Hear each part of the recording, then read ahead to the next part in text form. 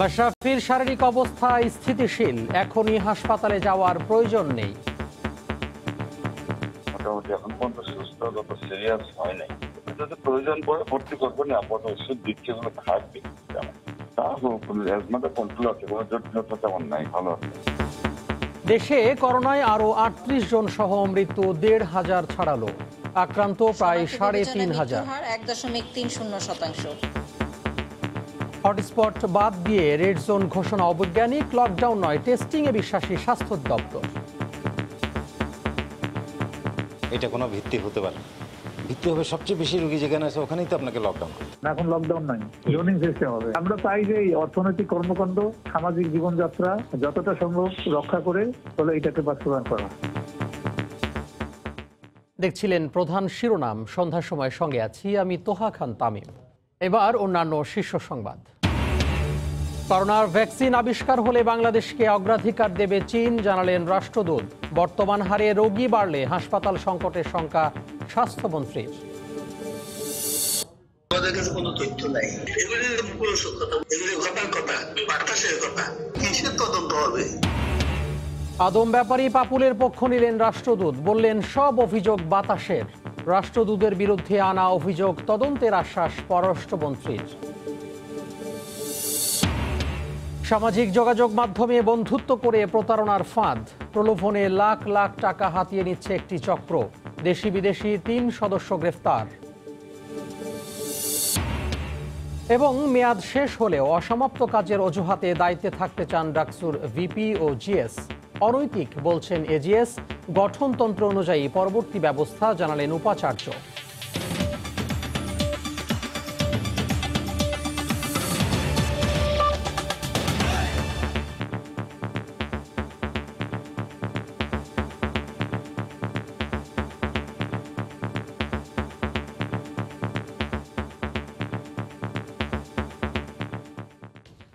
ভালো আছেন মাশরাফি বিন মুর্তজা। তার শারীরিক অবস্থা স্থিতিশীল, নিজের ভেরিফাইড ফেসবুক পেজে নিজেই একথা জানিয়েছেন ম্যাশ। তবে সামান্য শ্বাসকষ্ট থাকায় রেগুলার চেক আপের জন্য তাকে নেওয়া হতে পারে হাসপাতালে। সেখানে একটি এক্স রে করার কথাও রয়েছে বাংলাদেশ জাতীয় দলের সাবেক অধিনায়কের। করোনায় আক্রান্ত মাশরাফি এ নিয়ে একটা অজানা আতঙ্ক গ্রাস করে প্রতিনিয়ত। ভয়ে গা শিউরে উঠে অপয়া কোনো কিছুর শঙ্কায়। মনের অজান্তেই সৃষ্টিকর্তার কাছে প্রার্থনা চলে যায় লক্ষ কোটি ভক্তের, দ্রুতই স্বাভাবিক জীবনে ফিরুক টাইগার ক্রিকেটের বরপুত্র। হাঁটুর 7টি সার্জারিও ম্যাশকে দমাতে পারেনি 22 গজ থেকে। বজ্রকঠিন মনোবলে সকল প্রতিবন্ধকতা ঠেলে তিনি ফিরেছেন ভোরের সূর্য হয়ে। তবে আলোকোজ্জ্বল ঝলমলে আকাশে হঠাৎই মেঘের আনাগোনা। ভালো নেই প্রিয় কাপ্তান, এমন গুঞ্জন ঢেকে দিতে চায় সোনালি রোদ্দুর। অ্যাজমা থাকায় মাশরাফির দমযন্ত্র কেমন কাজ করছে মূলত এটা জানার জন্যই হাসপাতাল ভাবনা। প্রধানমন্ত্রী শেখ হাসিনার ব্যক্তিগত চিকিৎসকের পরামর্শে চলছে তার চিকিৎসা। তিনি আশ্বস্ত করেছেন ভালো আছেন টাইগার ক্রিকেটের সফলতম অধিনায়ক, তাই একটি এক্স রেই আপাতত যথেষ্ট। এখন তো ভালো আছে, ওষুধ খাচ্ছে, মোটামুটি এখন পর্যন্ত সুস্থ, যত সিরিয়াস হয় নাই। যদি প্রয়োজন পড়ে ভর্তি করবেন, আপাতত ওষুধ দিচ্ছে, এগুলো থাকবে। তা অ্যাজমাটা কন্ট্রোল আছে, কোনো জটিলতা তেমন নাই, ভালো আছে। ওষুধ খাচ্ছে কিন্তু সিরিয়াস না, দেখি কিছু পরীক্ষা দেখে করতে বলছি, বিকেলে এক্সরে করতে বলছি, দেখি। ওইটা যেখানে আমি বলছি আপনার যেখানে কাছে ওখানেই কাটে, এমন আহামরি কিছু না, সিম্পল টেস্ট। সাধারণত নর্মাল যেগুলো আমরা দিই অ্যাজমা রোগী ঘরে বসে থেকে, ওগুলোই খাচ্ছে আর কি। সামান্য একটু কাশি আছে, তেমন সিরিয়াস কিছু এই মুহূর্তে নাই, ভালো আছে। কোভিড নামের ক্ষুদ্র অণুজীব ম্যাশের দেহে বাসা বেঁধে খুব একটা সুবিধা করতে পারেনি, বরং শুরুর দিনের চেয়ে এখন আরও ভালো অনুভব করছেন তিনি। 101-এ থাকা জ্বর নেমে গেছে 99-এ। করোনা তার গতিরোধ করবে এই চিন্তাটাই তাই আপাতত থাক সীমানার ওপারে। এস এম ইকবাল, সময় সংবাদ। করোনা ভাইরাসে আক্রান্ত হয়ে দেশে গত 24 ঘন্টায় আরও 38 জনের মৃত্যু হয়েছে। এ নিয়ে মৃতের সংখ্যা বেড়ে দাঁড়িয়েছে 1502 জনে। এছাড়া নতুন করে আরও 3480 জনের দেহে ভাইরাসটি শনাক্ত হয়েছে। দুপুরে করোনা পরিস্থিতি নিয়ে নিয়মিত অনলাইন বুলেটিনে বিস্তারিত তুলে ধরে স্বাস্থ্য অধিদপ্তর। গত 24 ঘন্টা যা পরীক্ষা হয়েছে তাতে শনাক্ত হয়েছে 3480টি, শনাক্তের হার 22.37%। এবং এ পর্যন্ত শনাক্ত হয়েছে 1,15,700। 24 ঘন্টা মৃত্যুবরণ করেছেন 38 জন। বয়স বিভাজনে 11 থেকে 20 বছরের একজন, 31 থেকে 30 বছর 3 জন, 31 থেকে 40 একজন, 41 থেকে 50 3 জন, 51 থেকে 60 16 জন, 61 থেকে 70 10 জন, 71 থেকে 80 3 জন এবং 81 থেকে 90 বছরের একজন। স্বাস্থ্য অধিদপ্তরের বুলেটিন বিশ্লেষণ করেছেন রিপোর্টার ফারুক ভূঁইয়া রবিন। শুরুতে আমরা সবশেষ হালনাগাদ তথ্যের নিরিখে বাংলাদেশের কোভিড-19 সার্বিক পরিস্থিতি বিশ্লেষণে যাব। গত 24 ঘন্টায় দেশে মোট নমুনা পরীক্ষা করা হয়েছে 15,555 জনের, যাতে কোভিড-19 শনাক্ত হয়েছেন 3,480 জন, আর গত 24 ঘন্টায় মারা গিয়েছেন 38 জন। এ নিয়ে বাংলাদেশে মোট মৃতের সংখ্যা দাঁড়িয়েছে 1,502 জন। গত 7 দিনে 2 দিন বাদে বাকি 5 দিনই কিন্তু 3,500-এর বেশি আক্রান্ত শনাক্ত হয়েছেন এবং একদিন 4,000-এর বেশি আক্রান্ত শনাক্ত হয়েছিলেন। এ যাবৎকালের বাংলাদেশের যে আক্রান্ত শনাক্তের যে চিত্র, সেদিকে একটু নজর দিতে চাই। 8 জুন এসে মোট আক্রান্ত শনাক্ত দাঁড়িয়েছিল 68,504 জন। 8 জুন থেকে আজকে যে 22 জুন, এই সময়ের মধ্যে নতুন করে আরো 47,282 জন যোগ হয়ে মোট আক্রান্ত শনাক্ত বাংলাদেশে এখন দাঁড়িয়েছে 1,15,786 জন। বিভিন্ন সূচকে বাংলাদেশের একটু বৈশ্বিক অবস্থান, সেদিকে একটু নজর দিতে চাই। বাংলাদেশ মোট আক্রান্ত শনাক্তের তালিকায় বাংলাদেশ 17তম অবস্থানে রয়েছে। মোট মৃত্যুর দিক থেকে রয়েছে 30তম অবস্থানে, আর সুস্থ হওয়ার দিক থেকে রয়েছে 19তম অবস্থানে। আর মোট পরীক্ষার তালিকায় বিশ্বের মধ্যে রয়েছে 32তম অবস্থানে। কিন্তু জনসংখ্যা অনুপাতে যদি পরীক্ষার নিরিখে বাংলাদেশের অবস্থান 147তম প্রতি 10 লাখ মানুষের মধ্যে। বিপরীতে বাংলাদেশে মোট পরীক্ষা হচ্ছে 3,831 জনে। স্বাস্থ্য অধিদপ্তরের বুলেটিনে বরাবরের মতন আজকেও কিন্তু স্বাস্থ্যবিধি মেনে চলার পরামর্শ দেওয়া হয়েছে। মাস্ক ব্যবহারের উপর গুরুত্ব আরোপ করা হয়েছে। বেশি বেশি হাত ধোয়া এবং নিরাপদ শারীরিক দূরত্ব বজায় রাখার মাধ্যমে সম্ভব কোভিড-19 সংক্রমণের যে ঊর্ধ্বমুখী ধারা রয়েছে সেগুলোকে রুখে দেওয়া। করোনা আক্রান্তের হার এভাবে বাড়তে থাকলে ভবিষ্যতে হাসপাতাল সংকটের আশঙ্কা করেছেন স্বাস্থ্যমন্ত্রী। দুপুরে হযরত শাহজালাল আন্তর্জাতিক বিমানবন্দরে চীনের বিশেষজ্ঞ দলকে বিদায় জানাতে গিয়ে তিনি একথা বলেন। এদিকে মন্ত্রীর অনুরোধের প্রেক্ষিতে চীনা রাষ্ট্রদূত জানিয়েছেন, ভ্যাকসিন আবিষ্কার হলে অগ্রাধিকার ভিত্তিতে বাংলাদেশকে পাশে রাখবে চীন। 14 দিনের সফর শেষে দেশে ফেরার আগে রোববার কূটনীতি বিষয়ক রিপোর্টারদের অনলাইন ব্রিফিং করে চীনের চিকিৎসক দল। সেখানে করোনা ভাইরাস প্রতিরোধে বাংলাদেশের মানুষের সচেতনতা নিয়ে হতাশা জানান তারা। তবে বিষয়টি গণমাধ্যমে ভুলভাবে এসেছে বলে দাবি তাদের। উল্টো বাংলাদেশের স্বাস্থ্যকর্মীদের প্রশংসা করল চীনের চিকিৎসক দল। বাংলাদেশের গণমাধ্যমে কোভিড পরিস্থিতি নিয়ে চীনা প্রতিনিধি দলের বক্তব্য ভুলভাবে উপস্থাপিত হয়েছে। সীমিত সামর্থ্য নিয়ে বাংলাদেশের স্বাস্থ্যকর্মীরা ভালোভাবেই কোভিড পরিস্থিতি মোকাবেলা করছে। মহামারীর সময় চিকিৎসা সহ সব ক্ষেত্রে চীন সহায়তা করছে বলে দেশটিকে ধন্যবাদ জানান স্বাস্থ্যমন্ত্রী। ভ্যাকসিন আসার সঙ্গে সঙ্গে অগ্রাধিকারের ভিত্তিতে বাংলাদেশকে দেওয়ার জন্য অনুরোধ করেন তিনি।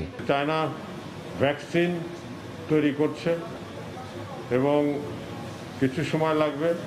যখনই কার্যকরী ভ্যাকসিন তৈরি হবে, বাংলাদেশকে যেন অগ্রাধিকারে সেই ভ্যাকসিন দেওয়া হয়, এই বিষয়ে আমরা তাদেরকে বলেছি, আমরা অনুরোধ করেছি। সুরক্ষা সামগ্রী সহ নানা বিষয়ে বাংলাদেশকে সহায়তা দেয়া চীন ভ্যাকসিন নিয়েও পাশে থাকার আশ্বাস দেয়। চীন বাংলাদেশের পরীক্ষিত বন্ধু। করোনা মোকাবিলায় বাংলাদেশ চীনের পাশে ছিল। চীন ভ্যাকসিন নিয়েও বাংলাদেশের পাশে থাকবে। এদিকে করোনা পরীক্ষায় কিটের সংকট হবে না বলে আশ্বস্ত করেছেন স্বাস্থ্যমন্ত্রী। তবে বর্তমান হারে রোগী বাড়তে থাকলে হাসপাতালে চিকিৎসা সংকট তৈরি হওয়ার উদ্বেগ প্রকাশ করেছেন তিনি। ওমর ফারুক, সময় সংবাদ, ঢাকা। শনাক্তের 100তম দিন পেরিয়ে যখন সংক্রমণের চূড়া খুঁজছে বাংলাদেশ, ঠিক তখনই সমন্বয়হীনতার নতুন চিত্র। সারা দেশে সংক্রমণ বিবেচনায় গতকাল মধ্যরাতে 10 জেলার 27টি অঞ্চল রেড জোন দিয়ে সাধারণ ছুটি ঘোষণা করে প্রজ্ঞাপন দেয় জনপ্রশাসন মন্ত্রণালয়। কিন্তু সেখানেই নেই করোনা সংক্রমণের কেন্দ্র ঢাকার নাম। এদিকে প্রজ্ঞাপন জারির কয়েক ঘন্টা আগে সময় সংবাদকে স্বাস্থ্য অধিদপ্তরের মহাপরিচালক জানান, লকডাউন বা রেড জোনে সাধারণ ছুটি নয়, বরং বিশেষ এলাকায় গুরুত্ব দেওয়া হবে ট্রেসিং আর টেস্টিংয়ে। রাশেদ লিবনের রিপোর্ট। জোনভিত্তিক বিভাজন আর লকডাউন নিয়ে জলঘোলা কম হয়নি। গত সপ্তাহে জোনভিত্তিক এলাকার নাম দিলেও তা ফিরিয়ে নেয় অধিদপ্তর। আবার লাল, সবুজ, হলুদ জোনে কি করণীয় তা জানানোর 2 সপ্তাহ পরে চট্টগ্রাম, বগুড়া, মৌলভীবাজার, নারায়ণগঞ্জ সহ 10 জেলার 27টি এলাকা রেড জোন হিসেবে চিহ্নিত করে সাধারণ ছুটি ঘোষণা করে প্রজ্ঞাপন দেয় জনপ্রশাসন মন্ত্রণালয়। অথচ সেই লাল তালিকায় ঠাঁই হয়নি দেশের সংক্রমণে শীর্ষ থাকা ঢাকার। এটা আসলে আমাকে যদি বলেন যে আপনি বিজ্ঞান সম্পর্কে যা বুঝেন এটা দিয়ে এক্সপ্লেইন করেন, আমি কিন্তু এক্সপ্লেইন করতে পারবো না। এটা কোনো ভিত্তি হতে পারে না। এদিকে প্রজ্ঞাপন প্রকাশের কয়েক ঘন্টা আগে সময় সংবাদকে স্বাস্থ্য অধিদপ্তরের মহাপরিচালক জানিয়েছিলেন এমন অবস্থায় লকডাউন ধারণা থেকে সরে আসছে বাংলাদেশ। তার কথা মতো নতুন পরিকল্পনায় রেড জোনে সবকিছুই খোলা থাকবে, তবে তা স্বাস্থ্যবিধি মেনে। এখন লকডাউন নাই, জোনিং সিস্টেম হবে। আমরা চাই যে এই অর্থনৈতিক কর্মকাণ্ড, সামাজিক জীবনযাত্রা যতটা সম্ভব রক্ষা করে তাহলে এটাকে বাস্তবায়ন করা। দফায় দফায় সিদ্ধান্ত বদল আর সমন্বয়হীনতা দেশের করোনা পরিস্থিতিকে আরো বিপর্যয়ের দিকে ফেলে দিচ্ছে বলে মনে করেন বিশেষজ্ঞরা। এটা সম্ভবত একটা সমন্বয়ের অভাব এবং নেতৃত্বের একটা অভাব পরিলক্ষিত হচ্ছে। আমরা শুধু শঙ্কিত হচ্ছি যে সমন্বয়হীনতা দেখে সকালে একরকম, বিকেলে একরকম, সন্ধ্যায় একরকম, রাতে একরকম, এই সিদ্ধান্তগুলো আমাদেরকে চূড়ান্ত খারাপ পরিণতির দিকে নিয়ে যাচ্ছে। পাশাপাশি অ্যান্টিজেন টেস্টের বিষয়ে তাগিদ দিচ্ছেন বিশেষজ্ঞরা। রাশেদ লিমন, সময় সংবাদ, ঢাকা। মেয়াদ শেষ হলেও ডাকসুর দায়িত্বে থাকতে চান ভিপি জিএস। এক্ষেত্রে অসমাপ্ত কাজ শেষ করতে চাওয়ার অজুহাত তাদের। তবে এজিএস সাদ্দাম হোসেন মনে করেন মেয়াদ শেষ হবার পর পদ ধরে রাখা অনৈতিক ও অগণতান্ত্রিক। অন্যদিকে ডাকসু নির্বাচনের বিষয়ে বিশ্ববিদ্যালয়ের উপাচার্য বলেন, ডাকসুর গঠনতন্ত্র অনুযায়ী পরবর্তী ব্যবস্থা নেওয়া হবে। ডাকসু নির্বাচন নিয়ে 28 বছরের অচলায়তন ভাঙে 2019 সালের 11ই মার্চ। বিপুল উৎসাহ উদ্দীপনার মধ্য দিয়ে নির্বাচিতরা দায়িত্ব গ্রহণ করেন 23 মার্চ।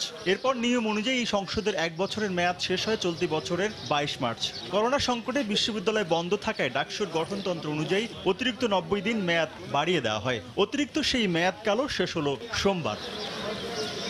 বিশ্ববিদ্যালয়ের গঠনতন্ত্রে 6-এর গ ধারায় বলা হয়েছে, অতিরিক্ত 90 দিনের মধ্যে নির্বাচন অনুষ্ঠিত না হলে স্বয়ংক্রিয়ভাবে সংসদ বাতিল হয়ে যাবে। গঠনতন্ত্রে স্পষ্ট করে বলা হলেও নিয়মের ব্যত্যয় ঘটিয়ে ডাকসু ভিপি এবং জিএস তাদের দায়িত্ব পালন করে যেতে চান। করোনা দুর্যোগের কারণে যে এই 3.5 মাসের মতো আমরা নির্ধারিত সময় দায়িত্ব পালন করতে পারিনি, সেই সময়টাতে আমাদের যে অসমাপ্ত কাজ রয়েছে, আমরা শুধু সেই সময়টুকু পরিস্থিতি স্বাভাবিক হলে যেন আমরা সেই অসমাপ্ত কাজগুলো শেষ করতে পারি। আমরা যদি দায়িত্ব থেকে অব্যাহত নিই, পরবর্তী একটি নির্বাচন হচ্ছে না, তাহলে কি হচ্ছে, শূন্যতা তৈরি হচ্ছে।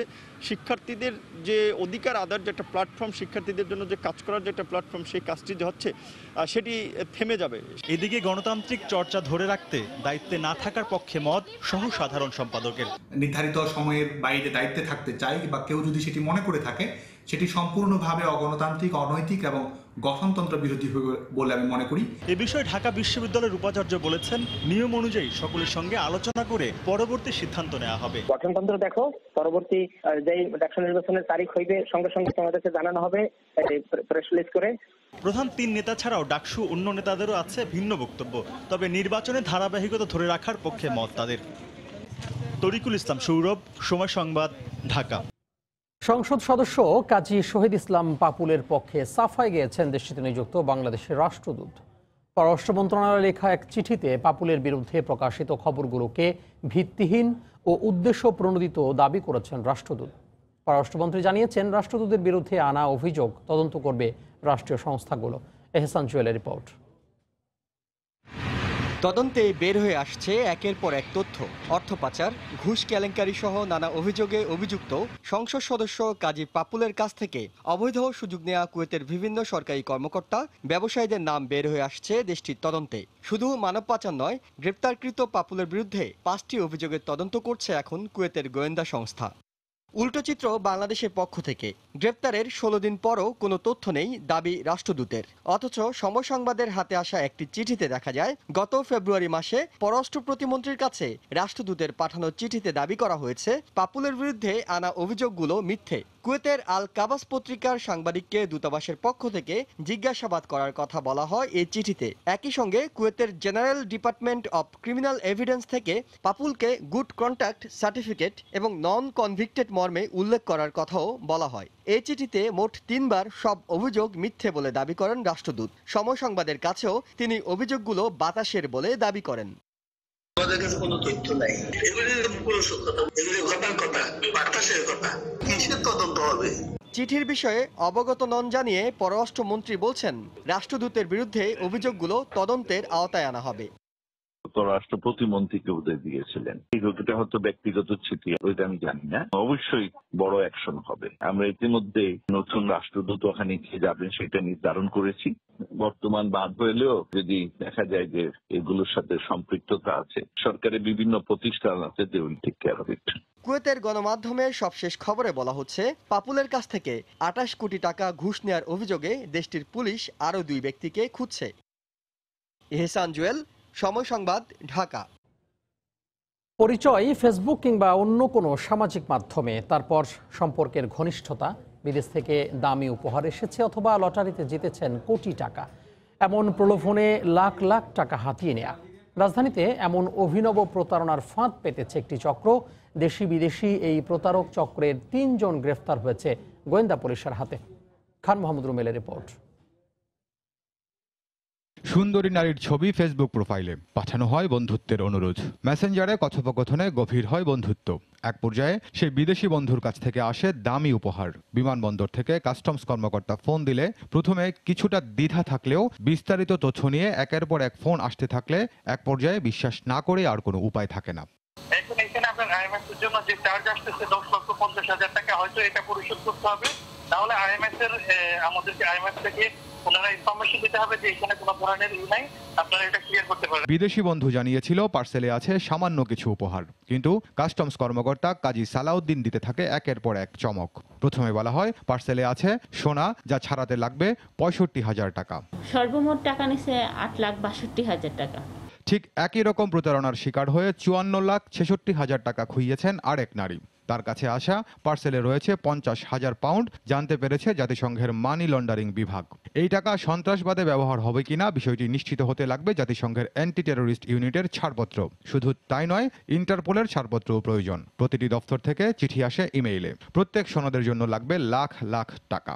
এসব প্রতারণার পেছনে আছে বাংলাদেশি নাগরিক বাচ্চু ও তার স্ত্রী।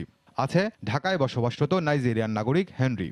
বিদেশ থেকে এসব চিঠি পাঠায় মাইকেল, আর কাস্টমস কর্মকর্তা সেজে ফোন দেয় বাকি সহযোগীরা। আমাদের অ্যাকাউন্টে যখন টাকাটা আসে তখন আমরা আমাদেরকে জানাই দেয় যে এই টাকাটা আসছে।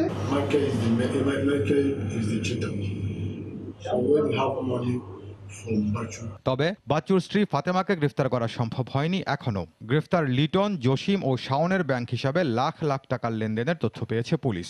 বাংলাদেশের মানুষরা এই অন্যায়ভাবে লোভী হবেন না যে বিদেশি বন্ধু তাকে কোটি কোটি টাকার সম্পদ দিয়ে দিবেন। এই চক্রের সঙ্গে আর কেউ জড়িত আছে কিনা তাও খতিয়ে দেখা হচ্ছে বলে জানান পুলিশ কর্মকর্তা। খান মোহাম্মদ রুমেল, সময় সংবাদ, ঢাকা। চাঁদপুরে বিকাশ এজেন্টের 61 লাখ টাকা পেয়ে পুলিশের কাছে ফেরত দিল এক অটোরিকশা চালক সজীব। প্রাথমিক জিজ্ঞাসাবাদের পর সজীবকে শুধু ছেড়েই দেয়নি পুলিশ, বরং সততার প্রতিদান হিসাবে 5,000 টাকা পুরস্কার দেওয়া হয়েছে। এদিকে হারানো এতগুলো টাকা ফেরত পেয়ে সজীবকে 50,000 টাকা পুরস্কার দেওয়ার ঘোষণা দিয়েছে বিকাশ এজেন্ট।